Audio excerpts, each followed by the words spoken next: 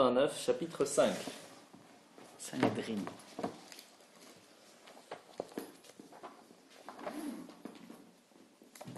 Alors comme d'habitude, on commence avec Kol Israël Yeshlaim Chelek Leolam Haba. Tout Israël a une part dans le monde futur. Shenemar Va'amer Kulam Tzadikim, comme il est dit, dans ton peuple il n'y a que des justes. C'est pas vrai. Si, il n'y a que des justes. Leolam Yershu Haaretz, Netzer Matahai, Maaseh Yadai Leitper. Alors, sur ça, j'ai appris quelque chose cette semaine, très intéressant. Il y avait une fois quelqu'un qui est parti dans une agence de voyage et qui a dit « Je voudrais partir en Amérique ». Alors l'agence elle a dit « Mais avant de pouvoir en Amérique, il faut d'abord avoir un visa ».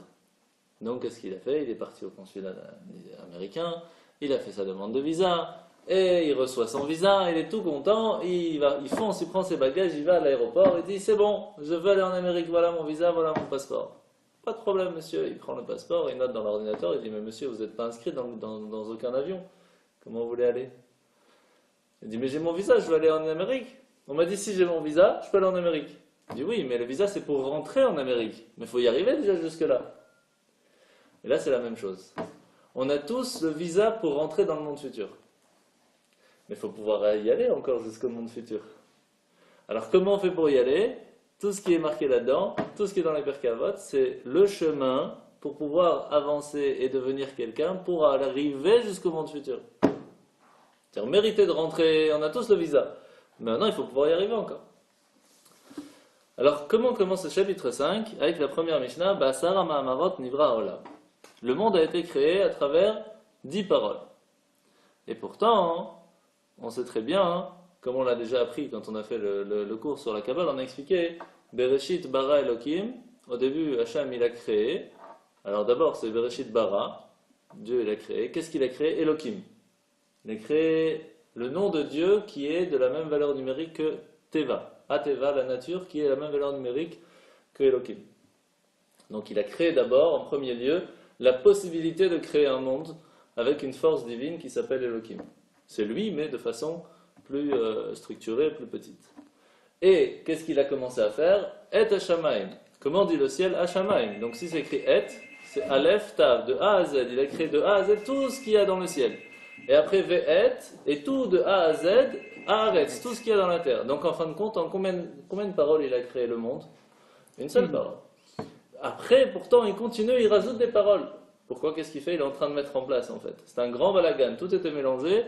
Et après, avec les paroles qu'il a fait, il a créé l'endroit qu'il faut pour pouvoir le faire. Alors, qu'est-ce qu'elle vient nous dire la Mishnah? Regardez. Qu'est-ce que cela vient nous apprendre? En effet, le monde n'aurait-il pu être créé par une seule parole? Oh, bonsoir. Ouais. Avec de quoi boire. Magnifique. Avec des bonbons. Oi. Voilà, c'est ce que vous manquez quand vous n'êtes pas Merci. sur place. Voilà, bravo. Razak. Installez-vous. 289. Donc 289. Chapitre 5. Il est quoi? Oui, ça va, on a commencé tranquille. Donc, le monde a été créé à travers 10 paroles. Même si on a déjà expliqué qu'en fin de compte, c'était la première parole de Bereshit, c'était là où tout a été créé, tout était mélangé. Vaïta tohu vavu, il y avait un tohu bohu. Et puis après, avec les 9 autres paroles, il a placé. Mais il faut quand même une création pour placer, c'est pas évident. Donc, avec 10 paroles. Et qu'est-ce qu'elle nous dit la Mishnah? En effet, le monde n'aurait-il pas pu être créé en une seule parole? Est-ce que ça suffisait pas, la première parole? Pourquoi pas? Et quelle est la réponse? En fait, c'est pour châtier d'autant plus les impies qui ruinent le monde qui fut créé par 10 paroles. Pour pouvoir punir 10 fois plus ceux qui font des bêtises, c'est pour ça qu'il a créé en 10 paroles. Il aurait pu très bien dire que le monde fut comme j'ai envie. Et tout est fait. Et pourtant, il a dit non, je vais d'abord le créer tout mélangé, puis après je vais tout placer. Pourquoi il a fait comme ça? Qu'est-ce qu'elle nous dit la Mishnah? Pour pouvoir punir 10 fois plus ceux qui font des bêtises. C'est pas sympa. Je comprends pas. Bah ouais, mais... Ça, oui. Je comprends pas. Il n'y a pas de logique. Shalom. Tout va bien? Enfin? Je comprends pas. Je te laisse. En effet, le monde n'a pas été créé en une parole. C'est pour punir les impies qu'il a fait. Les impies. Ken. Les impies. Les paramina rashaim. C'est spécial quand même comme histoire. Non, mais je ne comprends pas.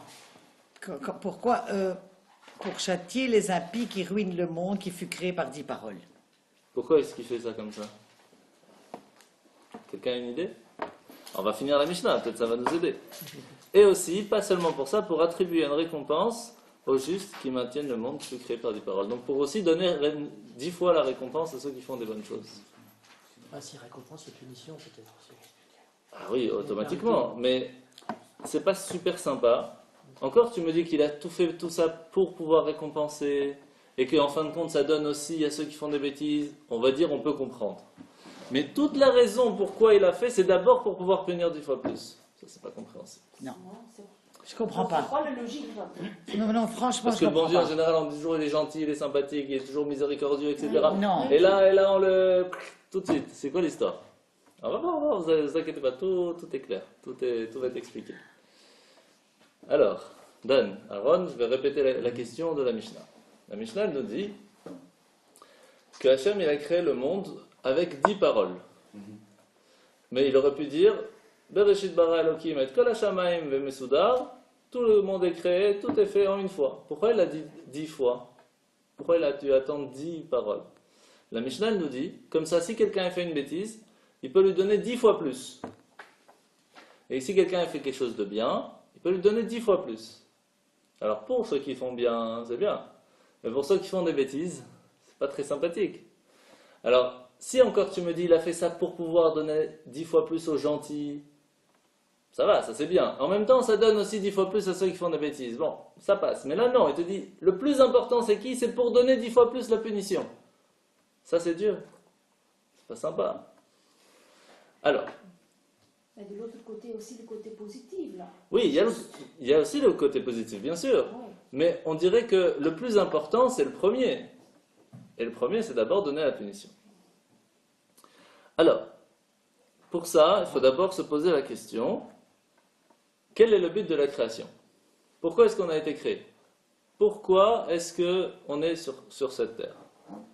Bien, Hachem nous dit, quand j'ai créé le monde, je l'ai créé avec 10 paroles. Pourquoi? Parce que, imagine quelqu'un qui veut construire une maison, ou il veut faire une usine, il veut faire un hôpital, il veut faire une synagogue, il veut construire quelque chose, un grand centre commercial. S'il dit, allez, on le fait, il faut que ce soit comme ça, et c'est fini. Ça a une importance, parce que c'est un grand bâtiment. Mais si tous les jours il vient et dit, attends 2 secondes, on va réfléchir, peut-être on va le faire de façon meilleure, et il change, et il met ci, et puis après il met là, et puis il prend, il place là, et puis après il change. Vous savez comment, quand on déménage après, c'est une galère, il faut changer, on remet, un truc. Plus on va essayer d'arranger, puis à la fin ça va être super top. C'est ce qu'il a fait Hachem. Donc quand il a créé le monde, il s'est pas simplement, il a dit, allez, on fait un monde et c'est tout. Non. Il y a eu de la réflexion, encore il a réfléchi, puis encore il a fait, puis encore il a placé, puis il a encore changé, jusqu'à qu'il soit vraiment au top, et quand il était au top, c'est là qu'il a amené l'homme. Seulement à la fin, après le 6e jour de la création, il a dit, ça y est, maintenant le monde est prêt à recevoir les humains. Et c'est à ce moment-là qu'Adam et Ève sont arrivés. Donc ça nous amène à comprendre que si le monde a été fait aujourd'hui comme il l'est fait, et que Dieu nous dit pour pouvoir tourner dans ce monde, je l'ai fait d'une façon à ce que quand on suit la Torah, c'est comme ça que le monde il a été créé, c'est comme ça qu'il faut pour que ça puisse tourner comme il le faut. Alors si on dit non, moi je sais mieux, pas besoin de la Torah. On dit, Dieu il a réfléchi, il a fait 10 paroles, il a laissé 6 jours de création, il a réfléchi beaucoup. Et toi tu dis non, tu connais mieux que Dieu. Petit problème. Donc premièrement, c'est pour pouvoir bien comprendre que la création du monde a une importance, c'est pour ça qu'il a fait avec 10 paroles. Mais ça ne nous donne pas encore la réponse. Pourquoi est-ce que le plus important c'était pour punir 10 fois plus? Et la réponse est toute simple. Il y a 2 sortes de profs. Et puis il y a les profs de Bible. Et pourtant, il y a des profs super. C'est pas la question, la pédagogie y est et tout, il y a tout ce que vous voulez. Même dans les yeshivot? Même dans les yeshivot, il n'y a rien à faire. C'est pas comme dans une classe de maths, classe de français. C'est pas possible. Pourquoi? Il n'y a C'est pas très simple. de discipline. Non, il y a une discipline, mais elle n'est pas de la même façon. Pourquoi? C'est très simple. Parce que quand on apprend des maths, c'est 1 plus 1 plus 2, il y a des règles, nanana, voilà. Mais ça nous sert à quoi en fin de compte dans notre vie, à part la connaissance en soi? Rien. La Torah, c'est pas une connaissance. La Torah, elle est là pour nous changer. automatiquement, on est obligé de laisser à l'enfant la possibilité de poser la question pour qu'il comprenne lui-même pourquoi on lui apprend ça. Et donc, on est obligé de lui laisser la parole. Automatiquement, ça fait déjà plus de boucan. Parce que comme on est en train de le faire réfléchir, c'est pas juste tu dois comprendre 1 plus 1 ça fait 2. On doit lui faire comprendre pourquoi 1 plus 1 ça fait 2. Pourquoi le monde a été créé de cette façon pour que nous on puisse faire de cette façon. Donc ça le fait réfléchir l'enfant automatiquement. Vous avez 30 enfants qui réfléchissent à Facebook et WhatsApp, etc. Et PlayStation, ça fait réfléchir. Ok? Automatiquement, à ce moment-là, il y a un souci, c'est que de temps en temps, ça peut arriver, des problèmes de discipline. Comment on gère ce problème de discipline? Et là, il y a 2 sortes de profs, la même chose. Il y en a un qui va dire, c'est simple, le règlement, il est clair. Si tu parles en classe, il faut écrire 1000 lignes. Tu as parlé, 1000 lignes, après tu ne vas plus parler. Et ça marche. Il y a un deuxième sorte de prof, qu'est-ce qu'il va faire? Il va dire, attends, avant de donner les 1000 lignes, je vais d'abord lui donner 10% de la punition. Je vais lui donner 100 lignes. Mon but, c'est pas qu'il écrive les lignes. Mon but, c'est qu'il arrête de parler. Donc, je vais lui donner 100 lignes. Si après les 100 lignes, il a compris qu'il s'arrête, je ne vais pas lui donner les 900 d'après. Je n'ai pas besoin. Le but, c'est pas qu'il écrive les lignes. Le but, c'est qu'il s'arrête de parler. S'il ne comprend toujours pas, je donne encore 100 lignes. S'il a compris, je ne donne pas le 800 d'après. S'il n'a pas compris, je donne encore 100. Jusqu'à 1000, si vraiment il n'arrive pas. Alors, il y a des enfants qui vont s'arrêter tout de suite. Il y a des enfants qui vont s'arrêter au milieu. Il y a des enfants qui vont s'arrêter à 1000. Hachem, il a fait la même chose. Quand il a créé le monde, il a vu que s'il va devoir punir chaque personne directement quand il fait une bêtise, le monde, il va s'écrouler direct. Parce qu'on n'est que des humains. C'est normal qu'on fasse des bêtises. Donc, s'il nous donne directement les 1000 lignes, ok, on va s'arrêter, mais il n'y aura plus de monde. C'est pas possible. Donc, qu'est-ce qu'il a fait? Il a spécialement créé le monde en 10 paroles, alors qu'il l'a fait tout de suite. D'abord, tout était prêt, mais il l'a fait de façon à couper sa force en 10 paroles, pour pouvoir donner la possibilité à chacun de réfléchir et de recevoir que des petites punitions, pour que seulement si on n'a pas compris, alors à la fin on va la recevoir entière.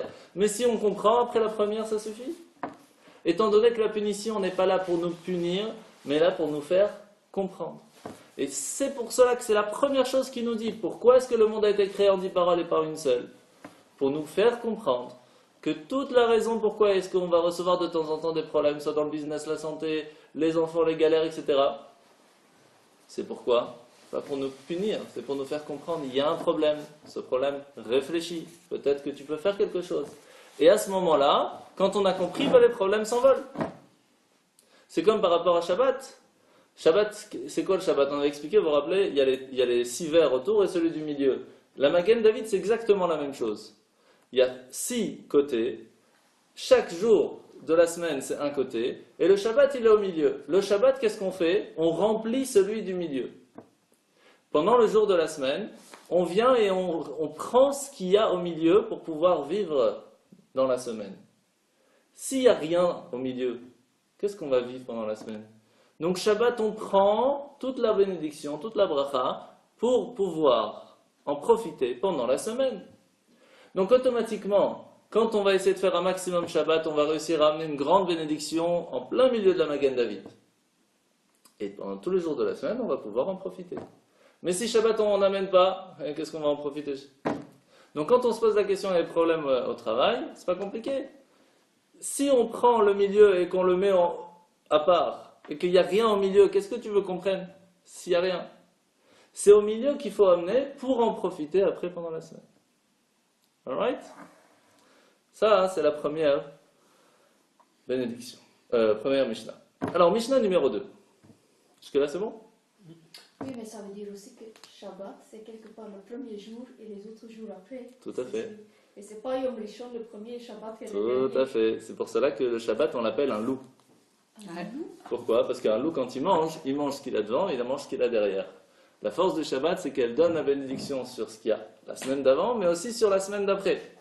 Comment on sait si la semaine d'avant s'est bien passée? Parce que le Shabbat, on l'a bien préparé. Et comment on sait que la semaine d'après va bien se passer? Parce que Shabbat, on l'a bien fait. C'est pour cela que depuis mercredi, on dit déjà Shabbat Shalom, jusqu'à mardi, on dit Shavuotov. Et mercredi, déjà, on dit Shabbat Shalom pour le prochain. Et Hillel et Shammai, ils préparaient leur Shabbat depuis le dimanche.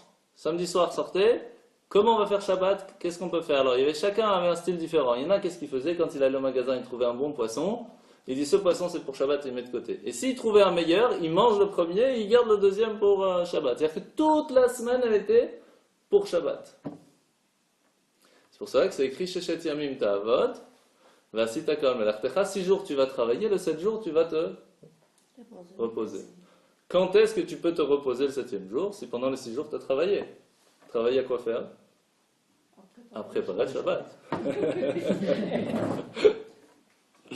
Parce que le vrai repos, c'est pas seulement on va à la plage. Regardez, vous pouvez aller en vacances à la plage sans rien faire, sans bouger, et pourtant vous avez besoin de vacances après les vacances. Alors que Shabbat, on fait rien de spécial, et même des fois c'est fatigant, on mange, on va, et pourtant c'est un repos. Comment c'est possible? Si on fait le Shabbat comme il faut. Parce que si le Shabbat, on en profite pour amener les enfants aux anniversaires, etc., là, c'est pas Shabbat. Shabbat, c'est on se lève le matin, on vient à la synagogue, on est entre amis, on est en famille, on fait la tefila, on fait un fabrengen, on fait un lechaim, on discute, c'est sympathique, on rentre à la maison, on mange en famille, on joue à un jeu de société, on fait une petite sieste, on apprend un petit peu. C'est un kiff. Après, la semaine, elle va toute seule. C'est normal, on a repris des forces. C'est pas, encore une fois, vous vous rappelez qu'on a appris quand on a fait le cours sur les rêves. C'est quoi qui est fatigué? C'est pas le corps. On est nous dans le corps. Parce que si le corps ne bouge pas comme ça pendant toute une nuit, mais qu'on est réveillé, est-ce que le corps se repose? Il se repose, il n'a pas bougé. Mais on est quand même fatigué, parce que c'est pas le corps qui doit se reposer, c'est nous qu'on doit se reposer. Donc nous, c'est une âme. Cette âme, elle a besoin de manger, elle a besoin de vivre, elle a besoin de se reposer. Comment elle se repose? Quand elle est proche de Dieu, c'est comme ça qu'on branche la batterie. Donc quand on est à Shabbat, quand on s'approche de Dieu à Shabbat, c'est comme si on était en train de dormir, parce que quand on dort, la elle monte, et donc elle recharge les batteries. C'est pour cela que Shabbat, même quand on est réveillé, c'est un repos. C'est pour ça qu'on est super reposé après. Alors c'est sûr que maintenant les Shabbats sont très longs, c'est un repos très long, la sieste est très longue. Mais c'est comme ça, c'est la force du Shabbat. Alors Mishnah numéro 2. Asara Dorot me Adam ve'ad Noach. Il y a 10 générations depuis Adam jusqu'à Noé. Depuis Adam Arishon, depuis le premier homme jusqu'à Noach. Et qu'est-ce qui s'est écrit tout de suite? C'est pour montrer combien il est longanime, car toutes les générations allaient en l'irritant jusqu'à qu'il amena sur eux les eaux du déluge. Donc, depuis Adam, ça passait encore. À partir de ce moment-là, c'était la catastrophe, jusqu'à Noach. À Noach, il a dit, ça suffit, on recommence à zéro. Et il a envoyé le déluge. Après, il y a 10 générations, depuis Noach jusqu'à Abraham. Même chose, Noach, ça passait encore, parce qu'il l'a sauvé du déluge. Après tous les autres, toutes les générations jusqu'à Noach, jusqu'à Abraham, catastrophe. Jusqu'à qu'Abraham y vienne, et qu'est-ce que c'est écrit? Alors regardez, il y a une différence. Car toutes les générations allant l'héritant jusqu'à la venue d'Abraham, notre père, que lui, qu'est-ce qui s'est passé? Qui recueillit la rétribution de tous. Abraham a récupéré la récompense de tout ce que la génération d'avant avait fait. 10 générations de récompenses, personne n'a reçu de bonnes actions quand même s'il faisait des bêtises, il y avait quand même quelques bonnes actions. Eh bien, la récompense de ces bonnes actions, qui c'est qui a tout pris? Abraham. Alors pourquoi est-ce que sur Noach, on ne dit pas que lui, il a pris toutes les... C'est pas sympa, pourquoi il ne méritait pas? Alors premièrement, il y a une grande différence entre la génération du déluge, donc avant le déluge, et la génération d'après le déluge, de Abraham. Avant le déluge, ils s'entretuaient, ils s'entrevolés. Il n'y avait pas d'entraide. Tant qu'il n'y a pas Avat Israël, tant qu'il n'y a pas l'amour du prochain, ça ne sert à rien. Il n'y a aucune récompense. Rien. S'il n'y a pas la paix, si on ne s'entraide pas, rien ne tient. Et donc Noach n'avait aucun mérite qu'il pouvait reprendre pour lui. Alors qu'Abraham, sa génération qui était avant, c'était quoi? La tour de Babel. Tour de Babel, qu'est-ce qui s'est passé? Ils se sont mis tous ensemble pour aller contre Dieu. Il y en a qui voulaient faire la guerre contre Dieu, il y en a qui voulaient tuer Dieu, il y en a qui voulaient être des dieux. Et qu'est-ce qui s'est passé à ce moment-là? Chacun a reçu une punition différente. Il y en a qui sont fait renvoyer chez eux un aller gratuit, un aller simple. Il y en a qui se sont fait transformer en singe ou en démon. Il y en a qui a eu le changement de langue, ils ne parlaient plus les mêmes langues. Donc ça dépendait un petit peu de la volonté, pourquoi est-ce qu'ils voulaient faire la tour de Babel. Mais à ce moment-là, pourquoi est-ce que Dieu n'a pas tué tout le monde et c'était fini? Et pourquoi il y avait des punitions différentes? Pourquoi le déluge, il a tué tout le monde et c'était fini? Parce qu'ils s'entraidaient. Ils s'entraidaient pour faire des bêtises, mais cette entraide les a protégés. Et une entraide, même pour faire des bêtises, quand on est ensemble, ça a une force. Avat Israël, chez Echad Ozer Lasheni. La Ezra, là, quand on s'entraide, aider, à ce moment-là, on a une récompense. Mais c'est qui a pris cette récompense étant donné que personne ne faisait des bonnes actions? Même s'il s'entraidait, mais il faisait quand même des bêtises. Quand Abraham il est venu, c'est lui qui a pris la récompense de tout cela. Et puis il y a une grande différence entre Noach et Abraham aussi. Noach, qu'est-ce qu'il faisait? Il attendait dans la Teva, il attendait dans l'arche. Si quelqu'un venait lui dit pourquoi tu construis une arche en plein milieu de la forêt, il lui disait parce qu'il y a le déluge qui va arriver. Et alors il dit pourquoi il va arriver? Parce que vous faites plein de bêtises. Faites teshuva. Et pourquoi il n'est pas parti les voir? Faites teshuva, attention, le déluge va arriver. Non, il leur disait pas ça. C'est dommage. Comme il faisait pas ça, comme il n'est pas parti les voir lui-même, alors on l'appelait Ish Tzadik Tamim Aya Bedorotav. C'était un Tzadik, un Tamim, quelqu'un d'extraordinaire, mais dans sa génération. Sur ça, il y a beaucoup de discussions. Est-ce que c'est dans sa génération qui était tellement difficile, a quand même réussi à rester quelqu'un de bien, ce qui n'est pas évident, ou alors c'est parce que c'était des gens pas super, que c'est pour ça qu'on l'appelait un quelqu'un de bien, mais dans une génération différente, il serait passé un peu inaperçu. Difficile à dire qu'est-ce que quoi. Mais en tout cas, il y avait un manque, c'est le manque qu'il n'allait pas lui vers les gens. Il attendait que les gens viennent vers lui. Abraham, pas seulement il allait vers les gens, il avait fait un hôtel gratuit, tout le monde pouvait venir chez lui, tout le monde pouvait manger gratuit, tout ça pourquoi? Pour donner à Dieu la possibilité d'entendre merci Hachem. Donc Abraham, il a donné sa vie pour les autres. Et c'est ça qui fait toute la différence. C'est pour cela que quand on va expliquer un petit peu aussi quelle est la différence entre Adam, quand on dit que quelqu'un c'est un mensch, c'est un ben Adam, c'est Aleph, c'est Abraham, Dalet, c'est David, et même c'est Moshe. Quelqu'un qui est comme Abraham, qui donne toujours pour les autres, qui va Israël à fond, il a une chesed, une bonté, ou qui est comme David qui se bat pour les autres, c'est lui qui a réussi à reprendre tout Eretz Israël pour le peuple d'Israël, ou comme Moshe qui a donné sa vie pour sauver le peuple d'Israël. Ça c'est un mensch. Ça c'est un ben Adam. Mais Noach il n'est pas dedans. Parce que Noach, il n'a pas donné tout pour les autres. Il a préféré faire attention à sa famille. Ça en manque. Même si c'était quelqu'un d'extraordinaire, qui n'est pas évident d'arriver déjà au niveau de Noach. Parce que quand on est entre plein de gens qui font que des bêtises, c'est pas évident de rester bien. C'est même très difficile. Et pourtant, il a réussi. Mais quand même, il y avait un manque, c'est qu'il n'a pas essayé de les rendre meilleurs. Donc c'est pour cela qu'ici on dit, il y a 10 générations depuis Adam jusqu'à Noach. Alors c'est qui ces générations? Il y a Adam. Après, il y a eu Caïn et Evel, mais Evel, il s'est fait tuer par Caïn, donc Caïn, on ne regarde pas. Il y a eu Shet, qui a eu Enoch, qui a eu Kenan, Mehalalel, Yiret, Chanor. Alors, Chanor, c'est le 7e, c'est quelqu'un d'extraordinaire aussi, c'est toute une histoire. Après, Methuselah, Mathusalem. On dit quand on dit vieux comme Mathusalem, c'est parce qu'il a vécu 969 ans. Ça fait long, 969 ans. Hein. Alors, normalement, vous vous rappelez qui c'est qui devait vivre le plus? C'était pas Mathusalem, c'était Adam. Il devait vivre 1000 ans. En fin de compte, il a vécu 930. Pourquoi? Parce que quand il a vu qui c'est qui allait vivre après, il a vu un petit bébé qui allait mourir à la naissance, qui avait une âme extraordinaire. Alors il lui a donné 70 ans de sa vie. C'était qui? David, le roi David. Fait.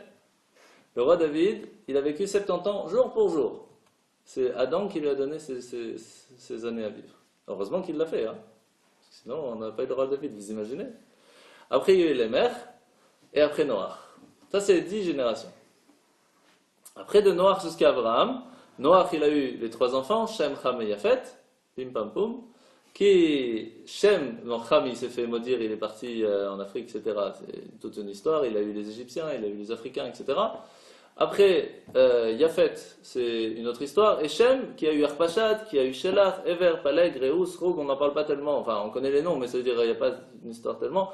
D'accord, puis Terach, c'est là vraiment on s'arrête un peu plus, le père d'Abraham, qui était lui-même businessman, qui vendait des idoles, et on se demande d'où ça vient, hein, et Abraham qui a cassé les idoles. Il a trouvé un meilleur business qu'il n'irait, et donc, c'est lui qui a commencé le peuple juif, Abraham. Alors, Noach, comme on a expliqué, lui il est né en 1056. Et Avram, il est né en 1948. D'accord? Quand Noach, il est mort, c'était en 2006. Ça fait pas longtemps, hein? Mais il n'a pas reçu la récompense depuis l'an 1000 jusqu'à l'an 2000 que Avram, lui, a reçu. Pourquoi? Parce que, comme je vous ai expliqué, lui n'allait pas vers les autres. Il manquait ça. Alors que s'il avait ça, peut-être qu'il aurait oui. Parce que recevoir la récompense de 0 à 1000, c'est sûr qu'il n'y avait rien à recevoir parce qu'il ne s'entraidait pas. Donc là, il n'y avait rien à recevoir. Mais de 1000 à 2000, oui, il y avait quelque chose. Mais c'est quand même Abraham qui a tout reçu. Ok? Des questions? Non? Alors on continue. Mishnah numéro 3. Asara nisyonot nitnasa Avraham Avinu va'amad bekulam leodia kama chibato shel Avraham Avinu. 10 épreuves Avraham, notre père, il a été soumis et il les a tous surmontées. 10 épreuves. C'est pas évident, 10 épreuves. Vous savez de quoi on parle? C'est quoi les 10 épreuves? Il y en a quelques-unes qu'on connaît facile. Le sacrifice d'Yitzhak. Bon, on va voir. Alors, premièrement, il faut savoir que les 10 que je vais vous donner, c'est une des possibilités. C'est-à-dire qu'il y en a 7, 8 qui sont d'après tout le monde. Il y en a une ou deux qu'on dit c'est pas celle-là, c'est une autre. Mais disons qu'en règle générale, c'est comme ça qu'on les place. Mais il y a d'autres, c'est possible que vous voyez dans d'autres midrashim, par exemple Maïmonide, change une des deux de cette façon. Mais je vais vous donner comment on les voit en général. Donc les 10 épreuves. Les 10 épreuves d'Abraham, c'est la première, c'est Nimrod, le roi à ce moment-là qui était très très fort, l'a mis enfermé sous terre pendant 13 ans. Quand il a entendu qu'il a cassé les idoles, il l'a enfermé pendant 13 ans. Après ça c'est la première épreuve. Et quand même, pendant ces 13 ans, il est toujours resté attaché à Dieu. Il aurait très bien pu dire, c'est bon, je me prosterne devant tes dieux et je sors. Il a préféré pendant 13 ans rester attaché à Dieu. C'est pas évident, hein? Qu'est-ce qui s'est passé après? Il a sorti de là, il a dit, où tu te prosternes, on te jette dans la fournaise. Deuxième épreuve. Et qu'est-ce qu'il a fait? Il est rentré dans la fournaise, Dieu l'a sauvé. Après, Dieu lui a dit, bon, ça suffit maintenant, lech lecha, pars pour toi, je te dis pas où tu vas, fais-moi confiance. Il est parti. C'est pas évident, hein? Quatrième, il arrive là où Dieu lui dit d'arriver, en Israël. Qu'est-ce qui se passe? Il n'y a rien à manger. Il aurait pu très bien dire, attends, Hachem, déjà je te fais confiance, je te suis. Tu me dis, j'arrive ici, il n'y a rien à manger. Qu'est-ce qu'il fait? Il dit rien. Tu as fait la famine, il y a une raison. Je vais en Égypte et je vais manger. Il arrive en Égypte, qu'est-ce qui se passe? Pharaon, il prend la femme, il prend sa femme, il prend Sarah. Encore une épreuve. Et qu'est-ce qu'il fait à ce moment-là? Il prie Hachem. Serviteur, venez, on va faire la guerre contre... Il y avait 4 ou 5 rois. Et toutes les armées contre lui, plus les quelques serviteurs qu'il avait. Bon, il y avait quand même 300 quelque chose. Hein. Et qu'est-ce qui se passe? Ils avaient peur. Vous imaginez? 5 rois armés complètes contre un tout petit village. Et encore village. C'est Abraham et sa famille, ses serviteurs. Bon. Ils disent non, on a trop peur. Qui c'est qui reste? Eliezer, le serviteur. Eliezer reçoit la force de tous les serviteurs qui sont là. C'est comme ça qu'Eliezer devient quelqu'un de très très très fort, physiquement parlant. Il a la force de, je ne sais plus, 350 personnes, hein, quelque chose comme ça. Et il gagne. Comment il fait pour gagner? Il prend de la terre, il lance sur ses ennemis, ça devient des flèches et ça tue direct. C'est cool. Quand est-ce qu'on le retrouve, cette terre? Plus tard dans l'histoire, avec Ish Gamzu, un grand rabbi, qui lui disait toujours Gamzu Letova. Tout ce qui se passe, c'est pour le bien. Je vous ai raconté cette histoire, non? Oui. Si, à mon avis. Oui. Et un jour, il y a encore quelqu'un qui arrive. Très rapidement, alors. Un jour, il y a un nouveau César qui arrive, et tous les Juifs se mettent ensemble pour mettre des pierres précieuses, acheter des belles pierres précieuses pour lui faire un cadeau pour qu'il soit gentil avec les Juifs. Et c'est ce Rabbi Ish Gamzu, qu'on appelait Ish Gamzu, parce qu'il disait toujours Gamzu Letova, même ça c'est pour le bien. Et il arrive, il s'arrête en chemin dans une auberge, et l'aubergiste, il entend que il a une cassette, comme on dit, un petit coffre de plein de pierres précieuses. Pendant la nuit, il vient, il prend toutes les pierres précieuses et il met de la terre de son garage. Le lendemain, il arrive devant César, il dit voilà le cadeau de... Chef, Akasha.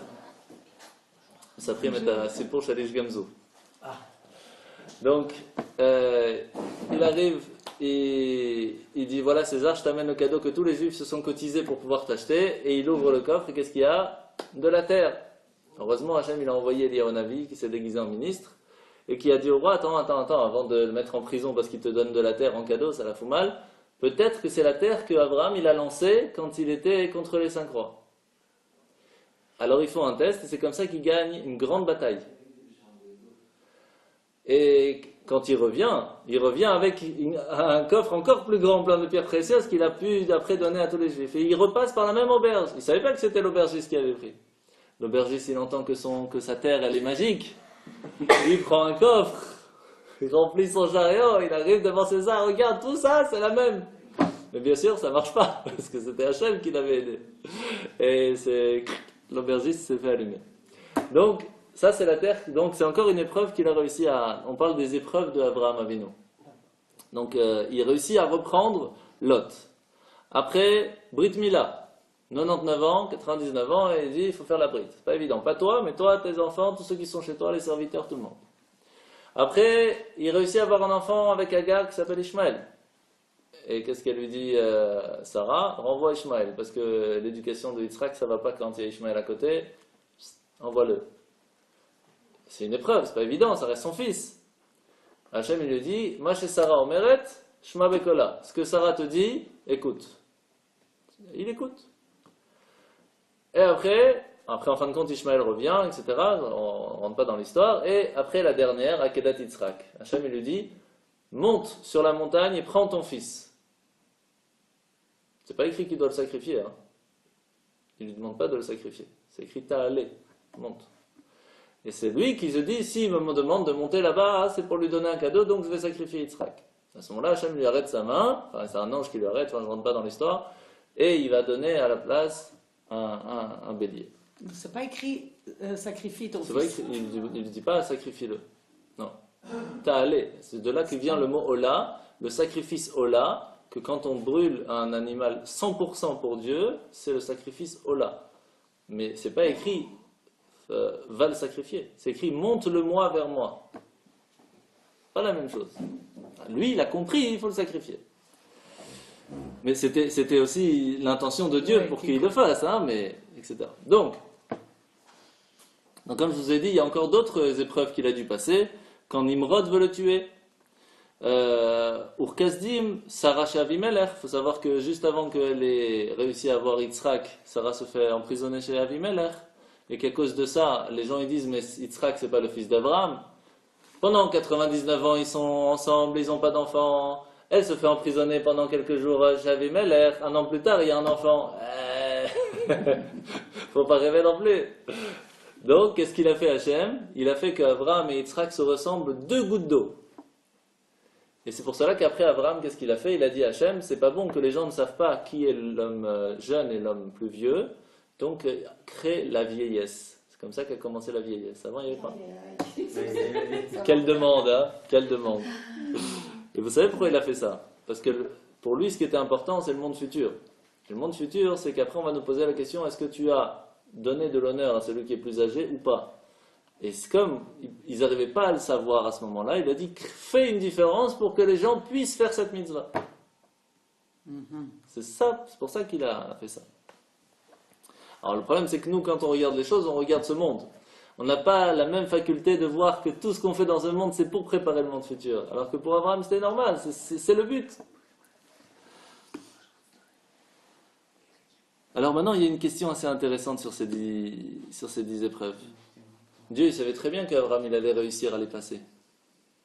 Alors pourquoi il lui a pas dit, je sais très bien que tu vas tout réussir, je ne vais même pas te les faire, c'est bon, tu commences le peuple juif. C'est lui qui l'a créé, il sait qu'il va le réussir. Pourquoi il le fait faire alors? Pourquoi il l'embête? Pour montrer l'exemple des générations. Il a fait pour donner l'exemple à nous. Parce que nous, quand on arrive et qu'on se dit, ouais, mais c'est facile, Abraham, Hachem il a choisi, c'est normal, il lui donne toutes les forces. C'est simple. Mais nous, on ne nous a pas donné. Tu dis non. Abraham, même s'il a reçu les forces, on a reçu les mêmes forces. Et lui, s'il a réussi, toi aussi tu peux réussir. Et d'où on sait ça? De quelle preuve on sait? De la Brit Mila. Parce que quand il a fait la Brit Mila, Abraham, il faut savoir qu'il avait sur lui un collier avec une pierre précieuse qui pouvait guérir tout le monde. Quand quelqu'un regardait la pierre précieuse quand elle était à son cou, je précise quand elle était à son cou, tout le monde guérissait. Pourquoi? Parce que ce n'était pas la pierre qui guérissait, c'était la force divine qu'Abraham avait qui faisait passer par là. Alors, à ce moment-là, pourquoi il ne s'est pas guéri tout seul? Il fait la Brit Mila pour avoir mal. Guéris-toi. Tellement qu'il n'a pas voulu guérir que quand Hachem il est venu le voir après 3 jours, qu'est-ce qu'il a fait? Il lui a dit, mais guéris déjà, je te fais Bikur Cholim, je suis venu pour faire la visite des malades, guéris. Et seulement à ce moment-là, il a guéri. Pourquoi? Qu'est-ce qu'il attendait? Il attendait parce qu'il ne voulait pas que les gens puissent dire, c'est normal qu'Abraham il a fait la Brit Mila, il n'a pas eu mal, mais nous, pourquoi on devrait la faire? Ça fait super mal. Abraham il a dit non, même à 99 ans, même à 99 ans, je l'ai fait et j'ai pris la souffrance avec moi pour te montrer l'importance de faire la Brit Mila, de faire la circoncision. Et jusqu'à qu'Hachem il lui a dit c'est bon, tu as assez montré l'exemple, plus besoin d'avoir mal. C'est à ce moment-là qu'il a guéri. C'est pour cela que le 3e jour, c'est le jour où ça fait plus mal, parce que c'est la fin de la souffrance. Après c'est fini.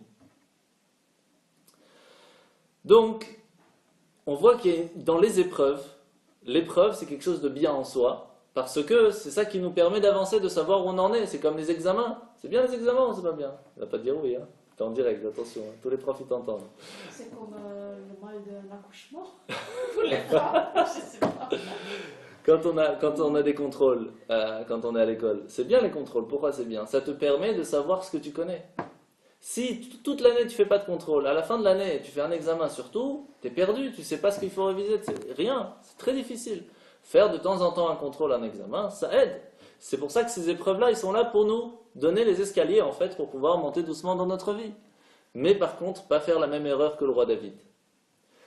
Tant qu'on a des épreuves, on sait que ces épreuves, on peut les surmonter. Le roi David, il a demandé une épreuve à Dieu. Ça, il ne faut pas faire. Parce que si Hachem ne nous a pas encore envoyé cette épreuve, c'est qu'on ne peut pas la surmonter.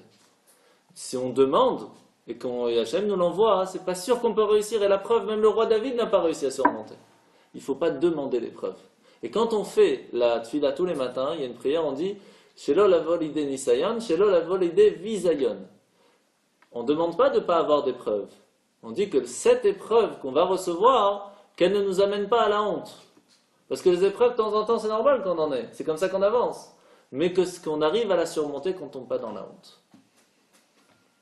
Alright? Mishnah numéro 4. T'as votre Sefer?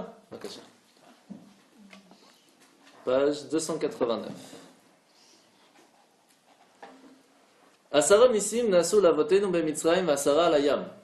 10 miracles a été fait à nos pères en Égypte et 10 sur la mer. Et après, qu'est-ce qu'il dit? Eser makot evi akadosh baruch hu la mitzrim bemitzrayim veser alayam. 10 makot, 10 plaies, Dieu il a envoyé sur les Égyptiens en Égypte et 10 sur la mer. Et après, qu'est-ce qu'il dit? Asara nisyonot nisu avotenu ot akadosh baruch hu bamidbar. Et après tout ça, après qu'Hachem nous envoie les miracles, après qu'il envoie les 10 plaies, on arrive dans le désert et 10 fois on se plaint. 10 fois on se plaint, et on veut de l'eau, et on veut des cailles, et on veut ci, et on veut ça. Franchement, ça suffit pas un petit peu? Je te donne tout et tu demandes encore. Vrai juif, hein? Rien à faire. C'est Dieu qui l'a dit. Amkshe orefou. Têtu. Alors, premièrement, c'est quoi les miracles qu'Hachem il a fait pour nous en Égypte? C'est qu'à chaque fois qu'il y avait une plaie, la plaie ne nous touchait pas. Alors, là on ne comprend pas. Si les miracles qu'Hachem il a fait, c'est que les plaies ne nous touchent pas, dis d'abord, voici que Dieu envoie les 10 plaies, et Hachem fait 10 miracles qui nous protègent. Là, il ne dit pas la même chose. Il dit d'abord, il a fait les 10 miracles qui nous protègent, et après, il a envoyé les plaies. Ça ne va pas. Ça ne va pas dans la logique humaine. Le truc, c'est que toute l'histoire, pourquoi il a envoyé les plaies, c'était pourquoi? Pour nous protéger, pour nous montrer qu'Hachem, il est là qui nous protège. Et après, il y a une deuxième raison pourquoi il a envoyé les plaies, pour pouvoir faire montrer à Pharaon et lui faire un peu, entre guillemets, vengeance de tout ce qu'il nous a fait. Mais le but, pourquoi est-ce qu'il a fait les plaies, c'était pas pour les plaies eux-mêmes, c'était pour nous montrer qu'il nous protège. Donc d'abord, il a créé quoi? La protection, parce que c'était le but. Le but, c'était pour nous protéger. Donc d'abord, il a créé la protection du peuple d'Israël. Et seulement après, il a envoyé les plaies. La même chose dans tout. Chaque fois qu'il nous envoie une épreuve, il nous a déjà envoyé comment faire pour la surmonter. Il ne nous envoie pas un problème s'il ne nous a pas déjà envoyé la solution. Toujours. Ça, il faut réussir à voir les signes. Mais c'est comme ça que ça fonctionne. Et on sait très bien que pourquoi est-ce que c'est très important de lire ça maintenant? Parce que on sait très bien que dans notre vie aujourd'hui, que ce soit ici en Belgique, que ce soit en Israël, tous les jours c'est des miracles. Tous les jours c'est des miracles. En Israël ça se voit facilement parce qu'il y a des katiouchotes, il y a des problèmes tout le temps, et Hachem il nous protège tout le temps. C'est facile entre guillemets, pour celui qui a envie ne serait-ce qu'un petit peu voir les miracles qui se passent en Israël, c'est facile à voir. Ici c'est peut-être un peu plus difficile, mais celui qui réfléchit un petit peu sur sa vie, comment elle est arrivée jusqu'à aujourd'hui, il voit que il n'y a pas que de la logique dedans. Il y a Dieu qui est là, qui nous aide à chaque instant. Et alors, qu'est-ce qu'il nous dit Hachem? Sache que Hachem, il t'envoie tous les jours des miracles. 10 miracles, tout le temps, il t'envoie des miracles et des miracles. Mais sache qu'à la fin, qu'est-ce qui s'est passé à force d'envoyer des miracles? Ils ont râlé, ils veulent encore, et pendant 10 fois, ils m'ont embêté dans le désert. C'est fatigant. Alors sache, le message de la Mishnah, c'est sache que chaque jour je te fais des miracles pour que tu te passes bien. Hein. Alors arrête de râler un petit peu. Essaye de te rendre compte de tout ce que je te donne. Mais, qu'est-ce qui se passe? Et on le fait, on râle, on veut encore et on veut encore. Qu'est-ce que c'est écrit? Regardez bien. Et ils ne m'ont pas écouté. Qu'est-ce que ça veut dire? Que pourquoi ils ont râlé avec tout ce qu'ils ont vu, franchement. Essayez de vous imaginer. Vous voyez les 10 plaies, vous voyez l'ouverture de la mer Rouge. Il vous donne la manne. Il y a un puits qui vous suit, qui vous donne de l'eau. Il y a des nuées qui vous protègent. Et avec ça, vous demandez encore? Et plus que ça encore. Parce que qu'est-ce qu'ils ont demandé? De la viande. Mais ils avaient de la viande. Ils avaient des moutons, ils avaient des agneaux, ils avaient tout. Et non, ils veulent une autre viande. C'est ça le pire. Comment ils ont pu arriver à un plan comme ça? Comment c'est possible? Comment c'est pas logique. Alors Hachem nous dit, ne t'inquiète pas, sache que plus tu vas évoluer, plus tu vas faire des choses illogiques, plus tu vas réussir à arriver à un niveau de Torah, de spiritualité tellement grand, que autant ton Yetzer Tov, ton bon penchant, il va grandir, autant ton Yetzer Hara aussi, il va être très fort. Donc on ne peut pas comparer les bêtises de l'un avec la bêtise de l'autre, ni les actions de l'un avec les actions de l'autre. La preuve, si je vous dis, vous avez 3 heures à tenir. Vous pouvez manger ce que vous voulez. Juste le fruit qui est sur la table, il ne faut pas manger. Si tu tiens 3 heures, je te donne l'immortalité et la richesse. Tu tiens ou pas? Oui. Ouais, quand même.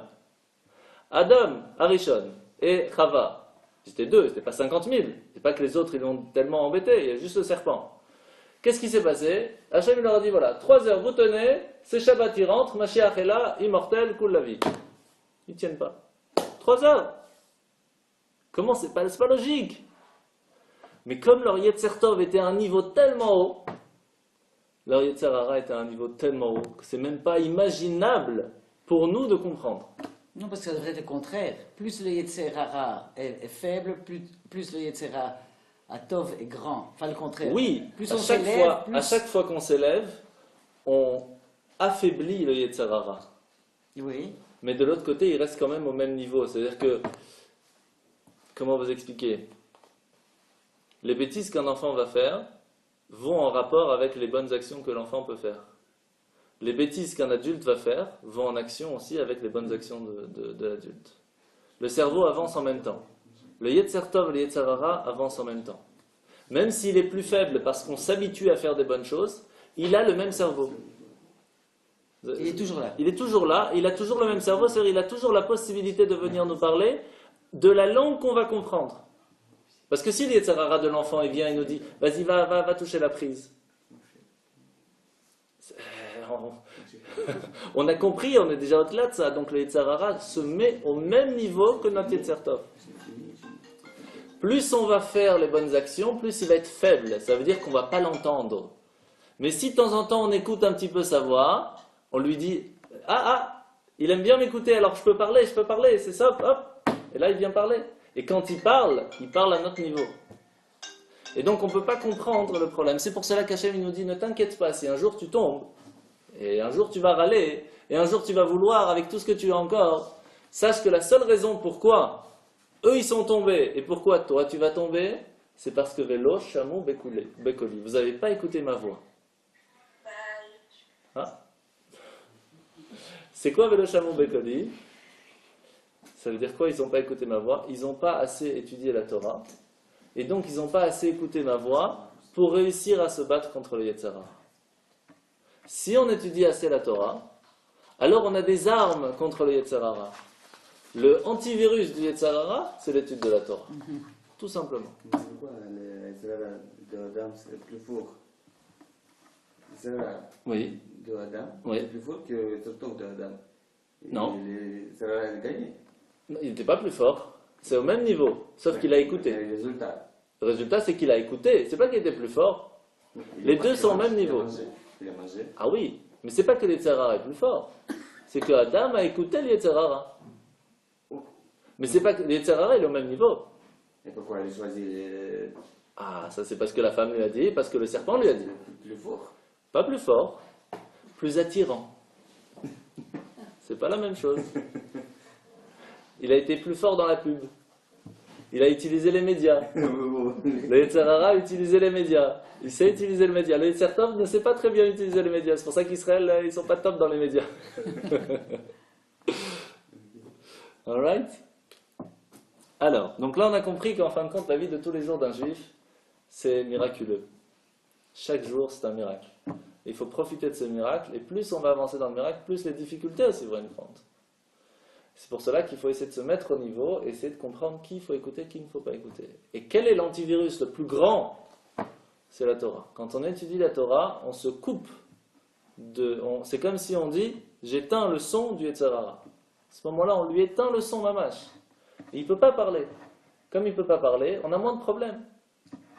Par contre, quand on arrête d'étudier, tant qu'on est en train de réfléchir à la Torah, tant qu'on vit avec la Torah, le Yetzer Hara ne peut pas parler. Comment on fait pour vivre avec la Torah? C'est pour cela qu'Hachem nous dit, n'oublie pas de faire les bénédictions, même quand tu vas aux toilettes, tu sors, tu te laves les mains, à chaque fois tu dois faire ci, tu dois faire ça. Il nous donne des tonnes de choses à faire. Pourquoi?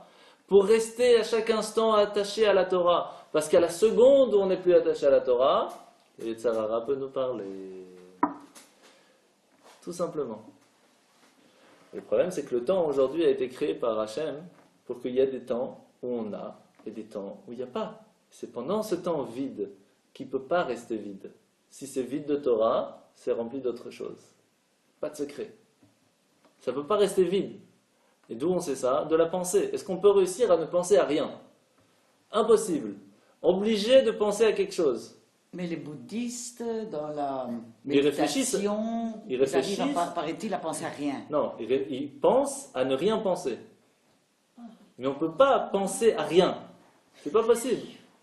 Penser à rien, c'est déconnecter le cerveau. C'est pas possible. Le cerveau a été fait pour penser. Mais quand on étudie la Torah, bon, par exemple, vous étudiez la Torah, le matin, vous faites vos prières, vous allez travailler, Ouais.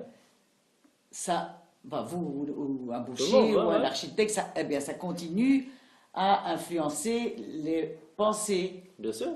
Donc, Tant qu'on est occupé à quelque chose, les problèmes ne peuvent pas arriver. attends, voilà, on peut travailler. On peut travailler, mais qu'est-ce qu'il a fait Hachem? Pendant le travail, il nous a dit, fais de façon honnête. Et à chaque fois que tu vas avoir cette honnêteté dans le travail va t'attacher à la Torah. Quand tu vas, partout où on va aller, toujours Hachem nous a trouvé un truc à faire. Partout. Et tant qu'on est attaché à ces petites choses, c'est ces petites choses qui nous sauvent. Hein. Ce n'est pas spécialement les grandes choses qui nous sauvent, c'est les petites choses qui nous sauvent de la vie. Quand on s'attache à ces petites choses, c'est là qu'on est protégé du Yetzer Hara. À la seconde où ça sort de ces petites choses, c'est là qu'on tombe. C'est facile à tomber. Alors des fois on arrive à se battre, parce qu'en fin de compte on a l'habitude d'écouter les Yetzer Tov et moins l'habitude d'écouter les Yetzer Hara. Mais quand on commence à écouter un peu plus les Yetzer Hara, bah, c'est plus dur de ne pas tomber. Donc on doit encore plus faire de Torah et de Mitzvot pour ne pas tomber. Ok? Bien sûr c'est difficile. C'est l'éducation, alors. C'est pas du tout évident. Ça, je suis d'accord. Alors là, vous allez voir qu'il y a 10 miracles qui se sont produits pour nos ancêtres dans le temple. On va en faire encore 2, on va essayer. Alors, donc, Mishnah numéro 5. 10 miracles se produisaient pour nos ancêtres dans le temple. Jamais une femme n'avorta du fait du fumet des viandes des sacrifices saints. C'est quoi ça? Vous savez que quand une femme est enceinte, si elle a une envie, des fois cette envie peut même lui faire perdre son enfant. et donc on doit lui donner. Même si c'est un truc pas cachère, chas v'shalom, c'est pour ça qu'il faut faire très attention où on va quand on est enceinte. Il y a des envies qui sont tellement graves pour une femme enceinte qu'il faut lui donner, parce que sinon ça peut avoir un effet sur l'enfant. C'est très grave, il faut faire très attention qu'est-ce qu'on fait quand on est enceinte. Alors, le problème, c'est que quand on était dans le temple, il y avait des parties de viande qu'on n'a pas le droit de manger.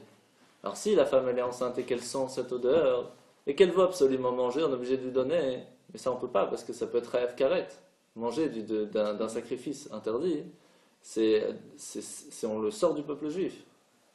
C'est très grave. Donc qu'est-ce qu'il a fait Hachem? Il a fait un miracle, que toutes les odeurs qui sortaient du temple, les femmes enceintes n'en avaient pas envie. C'est top. Il a rangé le coup, il connaissait la musique. Oui. Alors, qu'est-ce qu'il y a d'autre?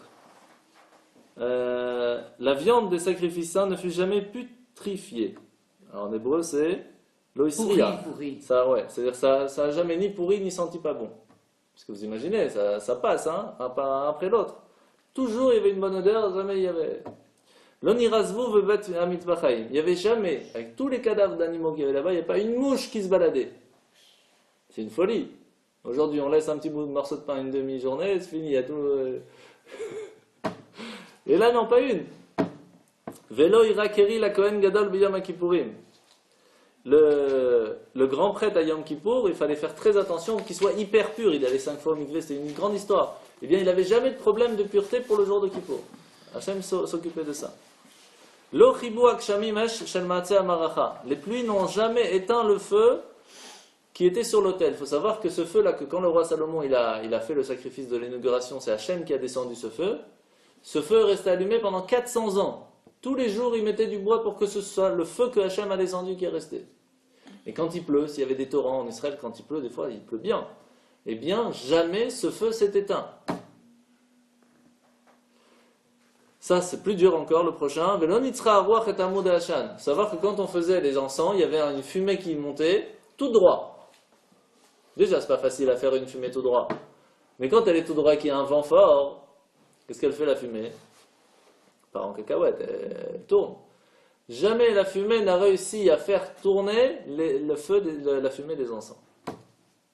C'est une histoire. Il faut savoir que c'est une famille. En fait, il y a 2 familles secrètes dans le peuple juif qui ont la recette secrète pour faire, la fumée qui va aller tout droit, et la deuxième famille, c'est pour faire les pains, les 12 pains de Lechem Apanim, des pains de proposition qu'il y avait dans le temple. Quand on mangeait un kazaït, on mangeait des 30 grammes, on était rassasié pour la journée.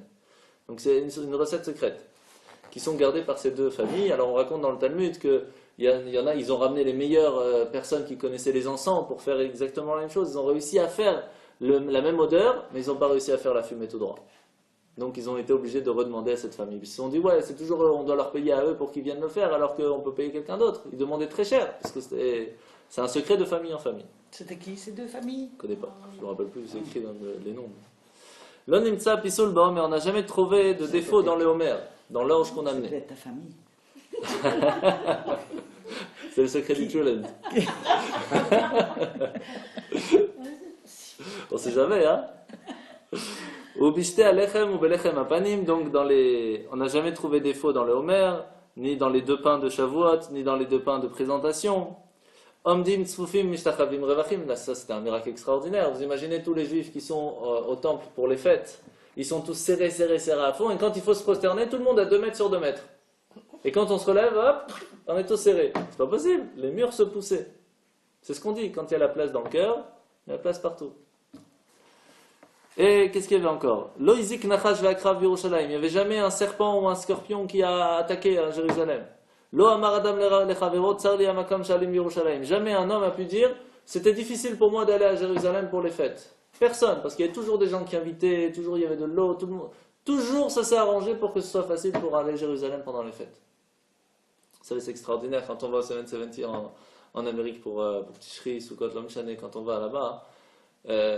C'est très rare que quand on allait, on savait où on allait dormir et on savait où on allait manger. Jamais.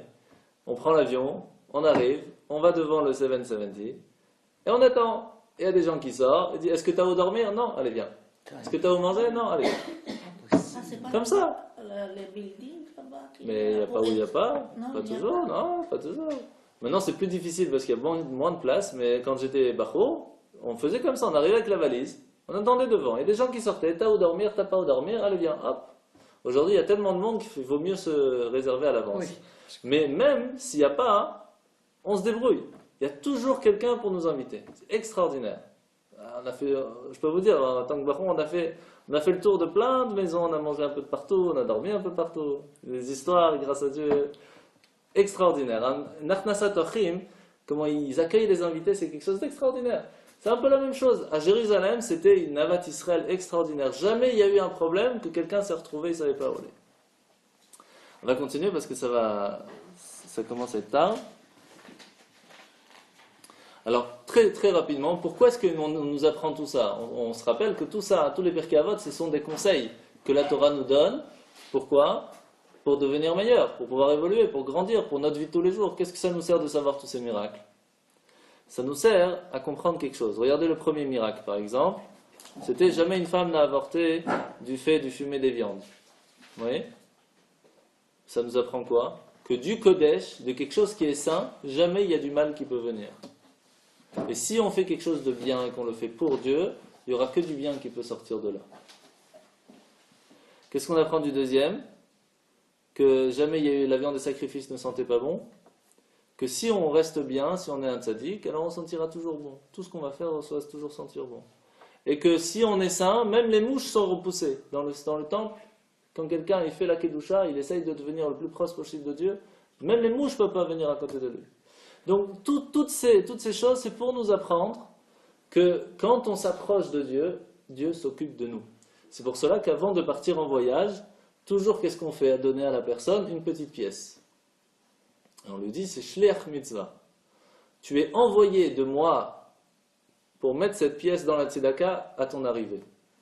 Et comme on a une mitzvah à faire, tout le voyage c'est d'arriver pour mettre cette pièce, comme on est un shaliach de faire une mitzvah, on est un envoyé pour faire une bonne action, Dieu ne peut que nous protéger.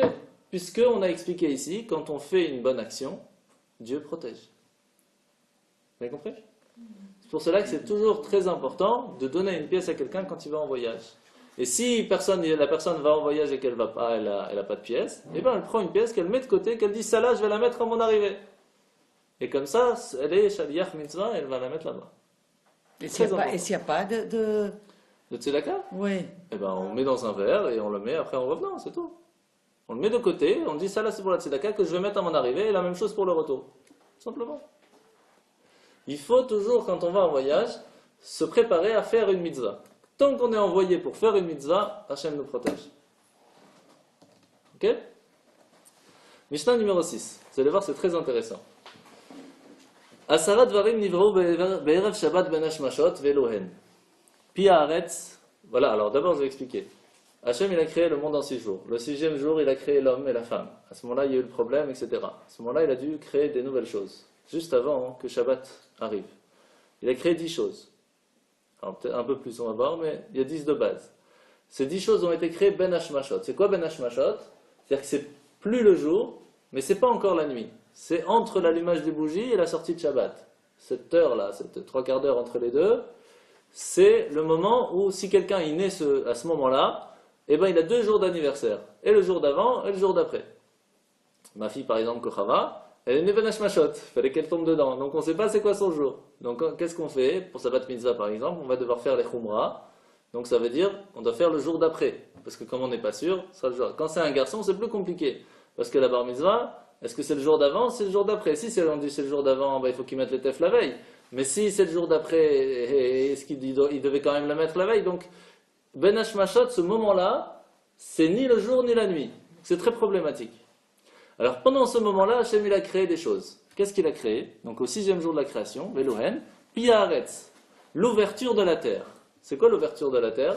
Vous vous rappelez que Korach, quand il était dans le désert, il a dit à Moshe, pourquoi c'est toi le boss? Moi j'ai envie d'être le grand prêtre. Pourquoi c'est ton frère qui a tout? Toi, ta soeur, tu fais ça en famille. Moi aussi j'ai envie, pourquoi tu... Qu'est-ce qu'il a dit Moshe? C'est pas moi qui ai choisi, regarde la preuve. Et Hachem il a donné des preuves avec le bâton qui a fleuri, etc. Je rentre pas dans le détail.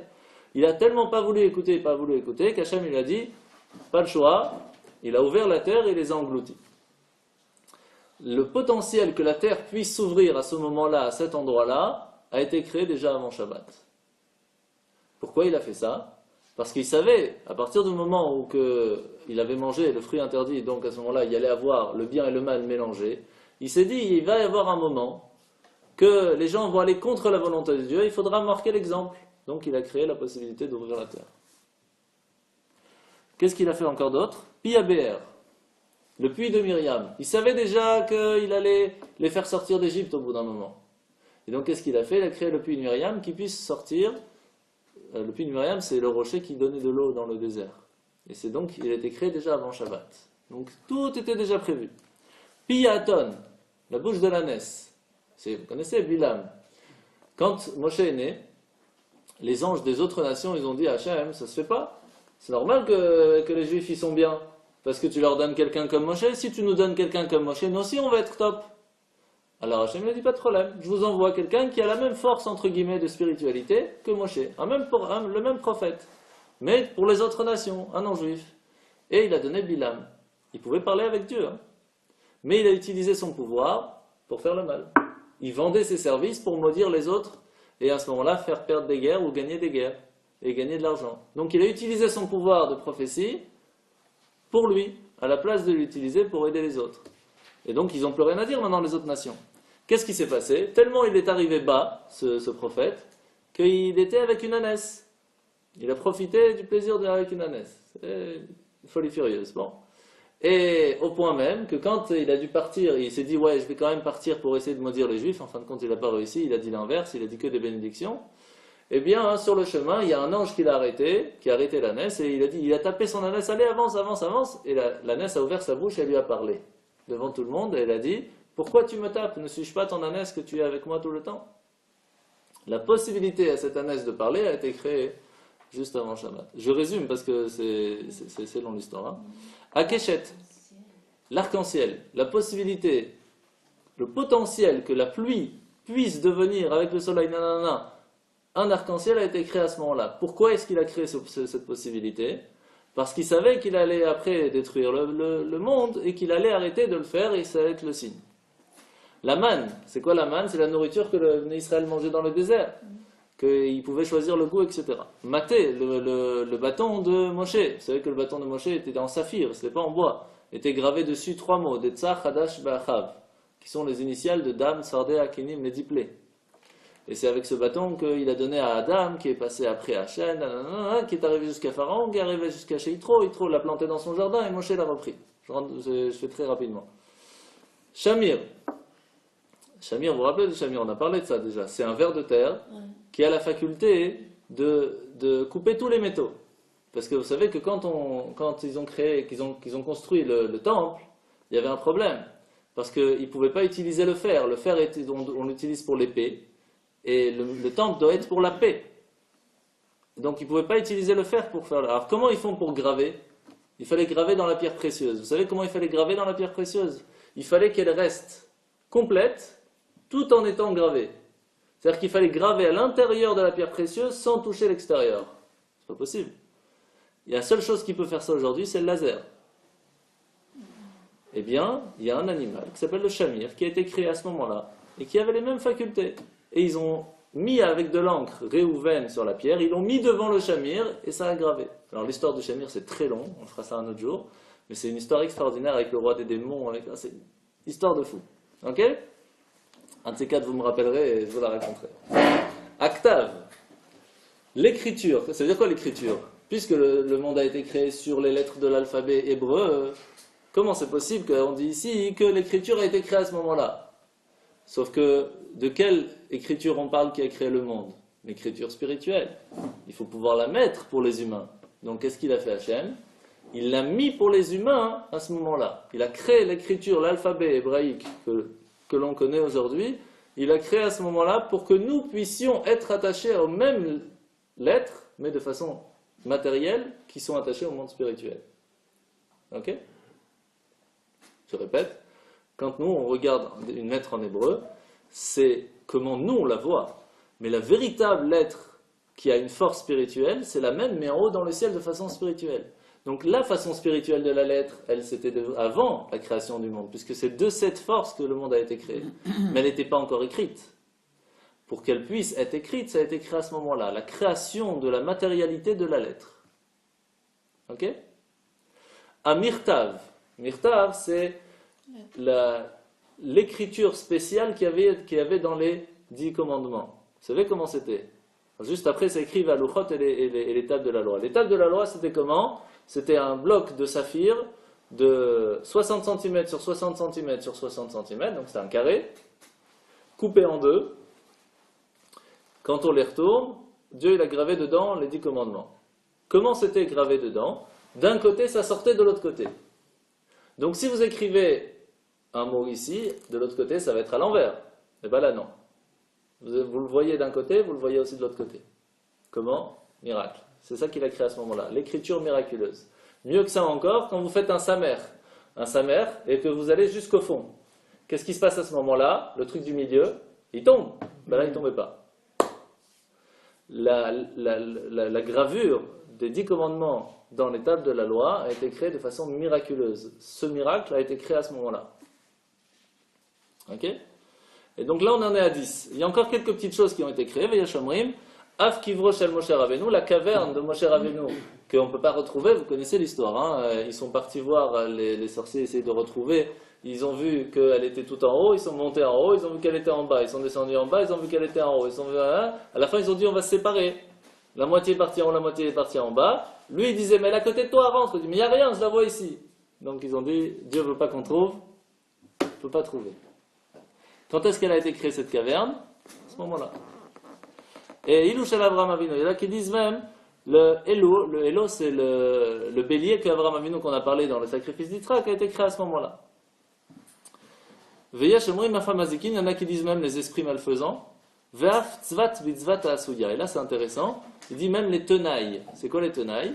C'est la faculté à l'homme de pouvoir changer la matérialité en spiritualité. La tenaille qui fait que l'homme peut tenir et prendre quelque chose de matériel et le rendre spirituel. Ça a été créé à ce moment-là parce que le but de l'homme en fin de compte, c'est pas d'utiliser que le matériel et pas de rester que dans le spirituel. C'est de pouvoir prendre le matériel et le rendre spirituel. C'est pour ça qu'on fait le kidouche sur du matériel, etc., etc. Vous voulez qu'on continue ou on s'arrête? Pour moi, c'est bon. Un petit peu, encore un petit peu? Allez, rapidement alors. Encore une. Mishnah numéro 7. 7 aspects. Shiva dvarim begolam ve shiva bechacham. Alors, il y a 7 aspects. On ne va pas le lire là, je vais vous l'expliquer. Vous allez voir. Il y a 7 choses qui peuvent nous dire si on est un chacham ou un golem. C'est quoi un golem? Vous connaissez l'histoire du Maharal de Prague qui a tracé un homme de pierre. Il a écrit le mot Emet sur son front et il a vécu. Il a eu de la vie en lui. Mais c'était un golem, c'est-à-dire qu'il ne pouvait pas parler, il n'y avait rien de spécial, c'était un corps vide. À quel moment on est appelé un chacham? À quel moment on est appelé un golem? On peut commencer à lui apprendre des choses. Ça, c'est un bourg. Donc ça, qu'est-ce qu'il nous dit Perkavot? En bourg yerechet. Celui qui est encore bourg, qui n'a pas encore nettoyé toutes les bêtises qu'il a dans la tête, cherche pas, il ne pourra pas devenir quelqu'un qui va craindre la faute. Il faut d'abord tout nettoyer avant de pouvoir réussir à planter quelque chose. Il y a le deuxième niveau, celui du Hamaharetz. Ça c'est connu dans la Torah, toujours on dit Hamaharetz, c'est quelqu'un qui n'a pas de connaissance. C'est-à-dire il essaye, il veut vraiment faire bien, hein. Il veut faire Shabbat, il veut manger kasher, mais il ne connaît pas. Alors il mange un peu tôt, il fait un peu Shabbat comme il peut. C'est bien, mais on appelle un Hamaharetz, ça veut dire quelqu'un de la terre, c'est-à-dire qu'il travaille dans la terre, il n'est pas dans l'esprit, il ne connaît pas, et donc il faut l'aider. Il faut savoir que les vrais Hamaharetz, quand on voit dans le Talmud un vrai Hamaharetz, c'est celui que quand il faisait une bénédiction, il n'avait que une 10 ou 12 compréhension kabbalistique de la bénédiction. Donc nous, on n'est même pas des Hamaharetz, on est loin. Mais bon, on va dire que pour nous aujourd'hui, un Hamaharetz, c'est celui qui essaye de faire bien, mais qui n'a pas étudié, donc il essaye de faire comme il peut. C'est déjà très très bien. Après, il y a le golem. Golem, c'est quoi? C'est qu'il est très bien. Il a quand même pas mal de choses, il est dans la vie, il a une vitalité, il connaît beaucoup, mais il n'est pas complet. Il manque quelque chose. il a la vie, il va, il bouge, il mange, il fait tout. Chasser macho. Il manque quelque chose. C'est encore un golem. Et c'est quoi la différence entre un golem et un chacham? Qu'est-ce qui fait qu'une personne peut passer du niveau de golem à quelqu'un de chacham, qui a une intelligence, qui a une vie intelligente? Et bien c'est ce qu'elle nous dit ici. C'est quoi les 7 choses? Regardez. Premièrement, le chacham, il ne parle pas devant celui qui est plus grand que lui en sagesse et en âge. Celui qui est intelligent, le chacham, c'est celui qui ne va pas parler devant. S'il y a quelqu'un dans la salle qui est plus intelligent que lui, que ce soit en âge, que ce soit en sagesse ou autre, il se tait. Il sait qu'il y a quelqu'un qui est plus intelligent que lui. Celui qui sait qu'il y a quelqu'un plus intelligent que lui, c'est un chacham. Parce que celui qui pense qu'il est plus intelligent que tout le monde, c'est pas un chacham. Deuxième chose, il n'interrompt pas son interlocuteur. Pourquoi? Parce que bien souvent, que ce soit dans des cours, que ce soit en classe, écoute bien Aaron, quand on est en classe et qu'on met, lui ça va, c'est un chacham pour ça, bon Hachem. Quand on est en classe et que le prof il explique quelque chose, tout de suite, un mec dit, oui mais j'ai une question. Mais attends, si tu écoutes jusqu'à la fin, tu verras que là, il n'y aura pas de question. Non, mais je veux savoir. Attends, raquet. Quand tu attends, tu vas voir que le prof il a déjà pensé à ta question, même plus que ça. Et si vraiment à la fin de l'explication tu as encore une question, on pose. Mais un chacham, c'est celui qui sait attendre avant de poser sa question. On continue, et qui ne s'empresse pas de répondre non plus. Ça veut dire que quand on pose une question, alors est-ce que quelqu'un a une réponse? Tout de suite, oui, moi je sais, en fin de compte ça ne veut rien dire. Parce que il n'a même pas compris la question, et donc il n'a pas assimilé la question, donc il ne peut pas bien répondre. Et même si on connaît la réponse, montre à tout le monde, moi je connais, c'est pas chacham. Donc s'empresser à répondre, c'est pas bien, c'est pas intelligent. D'où on voit ça aussi dans Purim. Aman, à ce moment-là il s'appelait encore Memouchan, c'était le plus petit des ministres. On pose une question, qu'est-ce qu'on fait avec Vashti? Moi je sais. Attends, réfléchis, il y a des gens qui sont plus sages que toi à côté, c'est le Premier ministre, il y a des gens... Et tout de suite, c'est pas intelligent, c'est pas un chacham. C'est quoi la prochaine chose? Il questionne à propos et répond judicieusement. Ça veut dire, ça arrive aussi des fois que des gens posent des questions pour poser la question, pas pour avoir la réponse. Ça, c'est pas intelligent. Ou alors, qu'on pose une question qui n'a rien à voir avec le cours. C'est pas bien. Pourquoi c'est pas bien? Je vais vous expliquer pourquoi. Parce que quand un professeur il a préparé quelque chose et qu'on pose une question qui n'a rien à voir avec le cours, surtout quand c'est un homme, c'est Messoudar dans sa tête. C'est-à-dire qu'il a déjà prévu comment il va arriver à ce qu'il veut faire passer comme message. Le problème, c'est que si on lui fait ouvrir un autre tiroir, il va aller ouvrir pour répondre, mais ça ne va pas être à 100% la réponse. Parce que quand on veut donner une réponse, surtout quand c'est halakha, quand c'est une loi, il faut savoir tout ce qu'il y a autour. Ça veut dire qu'il doit se déconnecter de son cours, aller dans ses autres dossiers, réouvrir tous les dossiers, vous répondre, refermer tous les dossiers, revenir à son cours et réouvrir pour pouvoir continuer. Vous imaginez le boulot qu'il y a à faire dans la tête? C'est pas évident. Et s'il n'a pas la force de le faire, qu'est-ce qu'il va faire? Eh bien, tout simplement, il va ouvrir vite fait, il va avoir une petite réponse, il va vous la donner, il va refermer pour pouvoir continuer son cours. Et le problème, c'est que des fois, ça sera une réponse juste, si c'est bien, mais des fois, ça peut être complètement faux, parce qu'il n'a pas regardé tout ce qu'il y a autour. Donc, questionner quelque chose qui n'a rien à voir totalement avec le cours, il vaut mieux attendre la fin, puis y poser. Parce qu'à ce moment-là, c'est plus facile pour le prof aussi. Et de la même chose, répondre judicieusement. Ça veut dire, quand on vous pose une question, il faut répondre le plus clairement possible et pas tourner autour du pot comme ils font les politiques. Ils tournent et ils font que la question elle passe à côté et on a oublié la question. C'est classique. מה שלא אומר שלא שמעתי, כן. זה סתם שקרן. לא הבנתי. זה שקרן, על מה שלא שמע אומר לא שמעתי. כן. זה שקרן, זה לא חכם. אם הוא לא שמע, יגיד שלא שמעתי. כן. מה יגיד? שמעתי שיגיד? לא, אבל הוא אומר ש...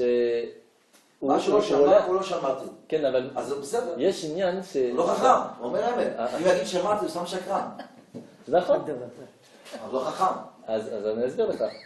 מה שקורה, שיש לך אפשרות, הרבה פעמים קורה ששואלים לך שאלה, ואתה לא יודע, אז מה אתה אומר? אתה יודע, אתה הולך לסיבוב כזה, מאחורה, ככה, ובסוף אתה לא אומר שאתה לא יודע. להגיד אני לא יודע, או להגיד אני לא שמעתי, זה מראה על בן אדם שיש לו חכמה. אבל הוא אומר על מה שלא שמע, הוא אומר לא שמע. כן. אם אני שמעתי, אז הוא סתם שקרן. בוודאי. נו, אז יש לך תשובה? יש תשובה. אז בבקשה, שומע. כל אחד שומר לפעמים נושא, אחד בא וחושב, את הנושא הזה אני יודע. תהיה חכם, תשתוק. למה? שתמיד תשמע דברים שלא שמעת עכשיו. בכל שיעור, אפילו שאתה תדבר שבת, פעם אחת, שבוע הבא עוד פעם שבת, אני כבר יודע, שמעתי כבר. אל תגיד ששמעתי כבר, תשמע קודם. אחרי זה תראה שמה שלא שמעת, תגיד שלא שמעתי. Fait. Fait. Donc je vais vous expliquer. Il a posé la question, c'est écrit que celui qui a, juste après on va voir tout de suite, celui qui, si le chacham c'est quoi? Celui qui n'a pas entendu, il va dire je n'ai pas entendu. Ben, c'est normal, sinon c'est un menteur, s'il dit j'ai entendu. Donc on ne parle pas ici de chacham ou pas chacham, on parle de quelqu'un qui est menteur ou qui dit la vérité. Ici le Rav Shkon Seles il explique que de temps en temps, on a déjà entendu la réponse, on connaît la réponse, mais qu'est-ce qui se passe à ce moment-là? On va se taire et on va dire je n'ai pas encore entendu. Pourquoi? Parce que peut-être il va nous apprendre quelque chose de nouveau. Et savoir dire je n'ai pas entendu alors qu'on a déjà entendu, c'est une force. Parce que se dire peut-être je vais encore apprendre quelque chose. Et la preuve c'est ce qui vient de se passer, parce que même si j'avais une réponse, j'ai quand même écouté. Et donc on a appris encore quelque chose. Baruch Hashem. Vous voyez? Toda Rabba. Alors, il évoque aussi les premiers points abordés en premier et les derniers en dernier. Pour savoir si un enfant, même un adulte, il arrive, on peut dire sur lui c'est quand même quelqu'un qui est intelligent, qui est chacham. On fait un test, le test des 3 questions ça s'appelle. On lui pose 3 questions, même des fois très simples, pour savoir comment il va répondre. Par exemple, il dit comment tu t'appelles, où tu habites et qu'est-ce que tu as mangé hier. S'il vous répond j'ai mangé ça hier et je m'appelle Kepsaga et que c'est pas de la même ordre que vous l'avez posé, ça montre que dans sa tête, c'est pas Messoudar, c'est pas clair, il sait pas gérer dans sa tête chose par chose. C'est un manque d'intelligence, c'est pas qu'il veut pas, c'est qu'il n'a pas travaillé cette intelligence et c'est un souci ici pour pouvoir avancer. Quand on sait mettre dans sa tête, c'est clair, c'est comme si, c'est comme ça, c'est beaucoup plus facile de comprendre les choses parce qu'on arrive à se mettre dans les trucs. Alors sache Aaron que maintenant il y a les examens qui arrivent et que quand on apprend beaucoup de choses, la nuit, quand on dort, c'est ça qui permet au cerveau de mettre dans des cases. Et quand on ne dort pas la nuit avant les examens, c'est une erreur. Parce que dans la nuit, c'est ça qui te permet de mettre dans les cases et donc c'est plus facile à l'examen quand tu dors bien la veille. Donc il faut bien dormir avant les examens. C'est vrai. C'est ce que j'ai dit à mon fils hier. Ah, voilà. Comme ça, vous C'est pourrez vrai, dire mais ils ont des horaires complètement... ouais, mais il faut bien dormir avant les examens, ça c'est... Même si on n'a pas bien révisé, il vaut mieux aller dormir parce que ce qu'on connaîtra, on le connaîtra bien. Ça c'est 100%. Très vrai. Alors, et donc maintenant on arrive à ce que le Rav a expliqué. Donc il ne faut pas essayer de faire style de répondre à côté, mais il faut répondre ce que je connais, ce que je connais pas, je connais pas. Il vaut mieux le dire parce que tout connaître, ça peut être catastrophique parce que des fois on ne connaît pas et on va dire des choses à côté. Et le dernier, c'est reconnaître la vérité. Savoir dire je me suis trompé, c'est lui qui a raison. Ça c'est une grande force de modestie et c'est une grande force d'intelligence. Donc maintenant vous avez compris. Celui qui a tous ces niveaux-là, c'est un chacham. Celui qui n'a pas tous ces niveaux, c'est un golem. Il manque quelque chose. C'est-à-dire qu'on peut avoir beaucoup de connaissances, on peut connaître beaucoup de choses, mais si on ne sait pas dire je me suis trompé ou je ne sais pas, ou savoir se taire quand il faut se taire, golem. בעזרת השם, רבי חנינא בן עקשיא אומר, רצה הקדוש ברוך הוא זכות את ישראל לבחר ביום תורה ומצוות, שנאמר, מלך חפץ למען צדקו, יגדיל תורה וידיר. On a fini pour aujourd'hui, le chapitre 5 de Pirkei Avot.